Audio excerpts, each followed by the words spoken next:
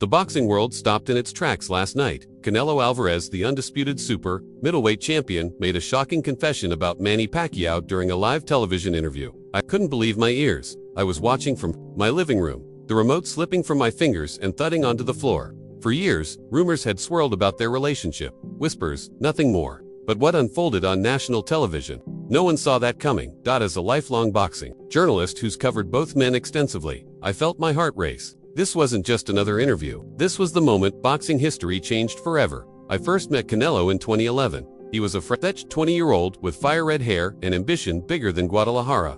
I was a struggling female reporter in a male-dominated arena, clawing for every inch of respect. He had just won his first world title. I'd landed an exclusive interview through sheer persistence and maybe a little luck. He spoke with a quiet confidence that belied his youth.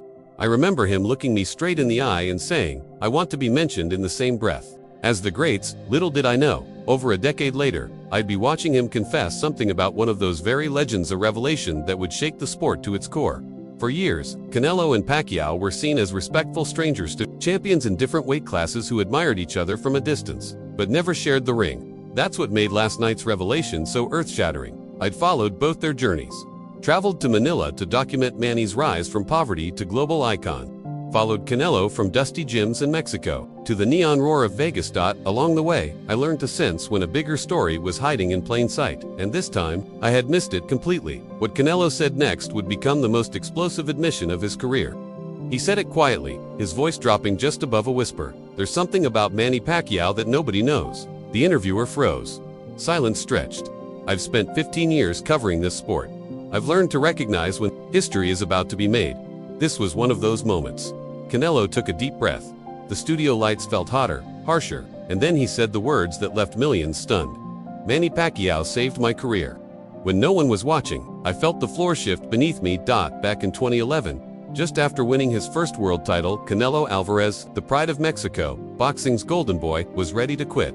He was only 20. That revelation hit like a clean left hook. Canelo walking away at the very beginning, but as he spoke, the pieces began to fall into place. "I had the belt," he explained, "but I felt lost. The fame, the pressure, the eyes of a nation watching his every move. He was just a kid from Guadalajara, suddenly trapped in a spotlight he never asked for. And then came the turning point. During a quiet training trip in the Philippines, a detail never reported, never leaked, he met Manny Pacquiao. No cameras, no entourage," Canelo recalled, his voice gaining strength. "Just two fighters, talking about the real struggles behind the glory." The image was hard to picture. The young Mexican champion, broken behind the eyes. The Filipino legend, battle-scarred but wise. A 3-hour conversation that would change the course of boxing. Manny opened up about fame, about fear, about nearly walking away himself. And then he told Canelo something that would stay with him forever. Champions aren't the ones who never fall. They're the ones who get up one more time than they fall. That night, Canelo decided he wasn't done. Wasn't just fighting for belts anymore. He was fighting for purpose. The interview studio was still dead silent. The moment was sinking in. I could feel it on social media before I even refreshed my phone. An earthquake of reactions. My inbox exploded. Every journalist I knew was asking the same question. Did you know? I didn't. None of us did. This was boxing's best-kept secret, hidden thread running through the last decade of Canelo's rise. Because what came next wasn't just inspiration. It was mentorship. Canelo revealed that Pacquiao had been there for him, time and again, quietly, privately, through phone calls, through secret meetings. Always out of the spotlight. Even after the Mayweather loss in 2013, the only true defeat of Canelo's career, the first call he got, it was Manny, Canelo said, his voice breaking just slightly. He told me his own story of losing to Floyd, how he used that defeat to become a better fighter, a better man. I remembered covering that fight, Canelo's first real taste of defeat. Back then, I wrote about the young Mexican star facing a level of adversity he hadn't yet encountered. Not once did I imagine Pacquiao had been the one helping him process that loss from the shadows. Looking back now, it all made sense. The stiff, neutral answers Canelo gave at press conferences anytime Pacquiao's name came up. Professional admiration, nothing more. He wasn't being cold. He was protecting something, a relationship too personal, too profound, to be reduced to promotional narratives. There were times I wanted to talk about what Manny did for me, Canelo explained, but he always insisted friendship stays private. What happens between fighters should stay between fighters. Finally regaining his composure, the interviewer asked the question everyone watching at home was likely thinking.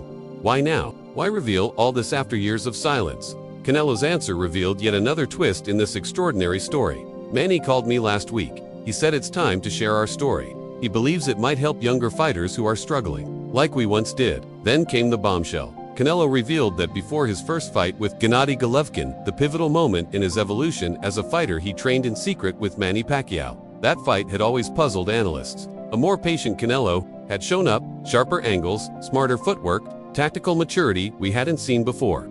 Everyone saw a different Canelo that night, he said. What they didn't know was, I spent 2 weeks with Manny at a remote gym in Mexico. Suddenly, I remembered at those 2 mysterious weeks where Canelo vanished from public view. His team had claimed specialized training. We all speculated. None of us came close. Manny showed me things about footwork, positioning, Canelo said, motioning with his hands to illustrate Pacquiao's pivots. He told me, you have the power. But power without position is just wasted energy. That advice, Canelo said, changed his entire approach. But the revelations didn't stop there. Canelo then opened up about his charitable donations in the Philippines, specifically toward pediatric cancer care.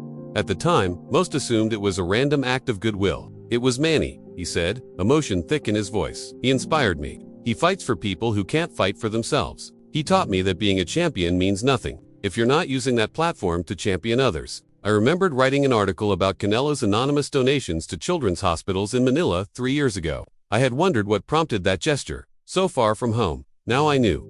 When the interviewer asked if Pacquiao ever knew, Canelo smiled. Of course not, he said with a laugh. I kept it anonymous for years. Tonight is probably the first time he's hearing about it.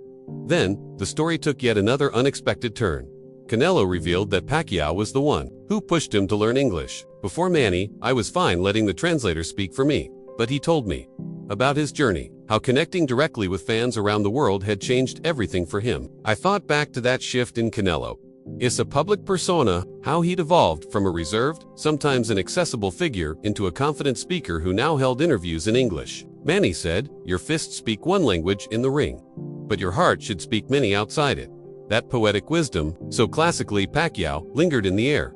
But perhaps the most emotional moment came when Canelo recalled a phone call he received after Pacquiao's final professional fight.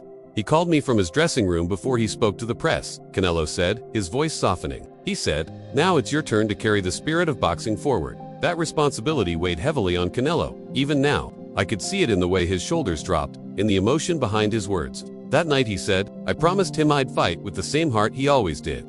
I'd remember that boxing isn't just about winning, it's about inspiring. From that moment, I began to see how Pacquiao's influence quietly shaped Canelo's career. Not just his humility, not just his footwork, but his legacy. Then came the most revealing moment of all. Canelo admitted it was Pacquiao who pushed him to move up through weight classes when I was hesitant to leave 154. He said, Manny told me, I started at 106, became champion at 154. What's your excuse? The audience laughed, as did the interviewer. It was classic Manny, but behind the humor was the foundation of Canelo's daring pursuit of greatness. He reminded me, Canelo said seriously, greatness never comes from staying comfortable. History remembers the ones who dare. That philosophy, Pacquiao's blueprint text, planed everything. Canelo's bold career moves, his risks, his evolution. Then came the shockwave that would ripple through the boxing business. We made a pact, Canelo said, that we'd never let promoters or networks control our stories. Manny told me how he'd been taken advantage of early in his career, and he made me promise never let anyone own your destiny. Suddenly, Canelo's dramatic split from Golden Boy Promotions and decision to become a free agent took on a new meaning. It wasn't about money, it was about control. When I was unsure, Canelo added, I called Manny at 3 a.m. He picked up immediately. All he said was, be brave, like a champion. The next day, I made my decision. The interviewer was speechless. But there was one more twist. Canelo pulled out his phone and showed the camera something that stunned everyone. A private group chat. 3 names. Canelo, Pacquiao, Mayweather. We've been talking for years, Canelo said, after the cameras are off.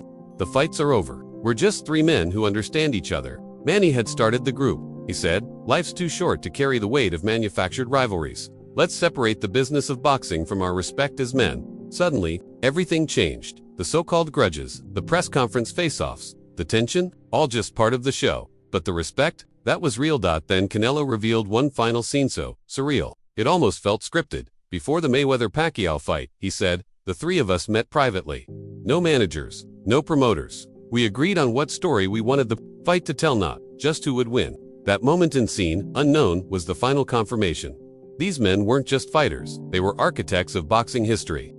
I sat there for a long moment after the screen went dark, the echo of Pacquiao's words, "More than ready. The best is yet to come," still ringing in my ears. It was the kind of ending you couldn't script. And yet, it felt inevitable. The moment Canelo turned his phone to the camera, revealing that glowing smile of Manny Pacquiao on the other end. It wasn't just a surprise reveal. It was confirmation that everything we thought we knew about these two men was only half the story. As a journalist who spent over a decade covering both of them, I felt blindsided and humbled. I had watched their careers unfold through the lens of press releases, public statements, and carefully staged wait. But what I'd just witnessed was something else entirely. Two icons pulling back the curtain on a secret brotherhood forged not in the spotlight but in silence. Their friendship had defied borders, generations, and even the business of boxing itself. This wasn't just about tactics or training or advice whispered over late-night calls. This was about purpose. About two men who understood that greatness isn't just measured in belts and paper, but in what you give back to the sport, to the next generation, to each other. Canelo's confession that Pacquiao had stood beside him during his daughter's hospitalization hit me like a body shot. A champion kneeling quietly at a hospital bedside in a foreign land reading scripture in broken Spanish. Off-camera, unpublicized, unpaid. It reminded me that the truest strength in boxing has never been in the punch, it's in the heart behind it. Then came the strategic insight, Pacquiao's observation about Golovkin's footwork, the last-minute call before the rematch, and the body shot that changed everything. It wasn't just a tactical adjustment. It was a passing of the torch. Yet what struck me most was Canelo's peace with it all. He wasn't afraid these revelations would diminish his legacy. He welcomed them. "Learning from the best doesn't take away from your greatness," he said. "It proves you were wise enough to listen." He paused, then added something that will stay with me forever. "Knowledge means nothing without the courage to apply it." When millions are watching, and your legs are heavy with fatigue, that line should be engraved somewhere. Not just for fighters, for anyone trying to carry greatness with grace. As the interview ended, I could feel the sport holding its collective breath. What exactly were Canelo and Pacquiao planning? A revolutionary exhibition, a cross-generational fight, a new promotional model that would free young fighters from the grip of corporate machinery, a global mentorship platform. Whatever it would change the way boxing is seen, shared, and remembered. 3 days have passed since that night. The internet hasn't stopped buzzing. Old clips are being rewatched with new eyes. The quiet nods across decades of press conferences suddenly mean more. The subtle shifts in fighting style now feel intentional.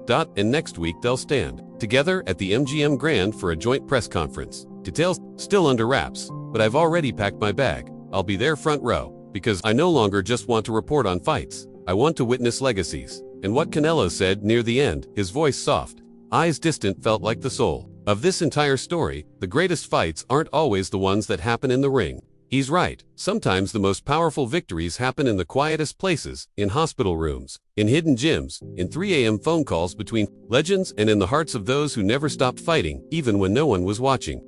Here's a polished, cinematic version of your passage ready for use as a powerful conclusion or narration for a feature, story, or video. I just witnessed a rare glimpse behind the carefully maintained public personas of two of the sport's greatest champions. This wasn't simply a story about boxing. It was a story about mentorship, about friendship transcending cultural and generational divides, about human connections that form in the most unlikely places. Whatever Canelo and Pacquiao are planning next, one thing is certain: the boxing world will never see either man the same way again. 3 days have passed since that earth-shattering interview, and the sport is still reeling from the revelations. Social media hasn't stopped buzzing, and analysts poring over years of footage, searching for clues they missed. The subtle similarities in fighting style that now seem obvious. The respectful nods across crowded press conferences that meant more than anyone realized. I've been inundated with calls from fellow journalists, all asking if I ever suspected the depth of connection between these two champions. The truth is, I hadn't, and that humility has forced me to reconsider how much remains hidden beneath the surface of the sport. I've dedicated my life to covering. Boxing has always been about more than the fights themselves. It's about the stories we tell, but now I wonder how many of those stories are incomplete, how many crucial chapters remain unwritten because they unfold away from the cameras, in quiet conversations between warriors who understand each other in ways the rest of us never could. This morning, my editor called with news. Both Canelo's and Pacquiao's teams have announced a joint press conference for next week at the MGM Grand in Las Vegas. No details yet, but ticket requests from media outlets around the world have already overwhelmed the venue's capacity. I've secured my place in the front row, my years covering both fighters finally earning me a prime seat for what promises to be a historic announcement. Speculation is running wild, everything from a charity exhibition match to to a joint business venture, from a cross-generational super fight to a new promotion company that could challenge boxing's established power structure. Whatever it is, I'll be there witnessing firsthand the next chapter in this extraordinary story. As I pack my bags for Las Vegas, I can't help but reflect on what Canelo said in those final moments of the interview. Words that seem to capture the essence of what makes boxing at its best. The greatest fights aren't always the ones that happen in the ring.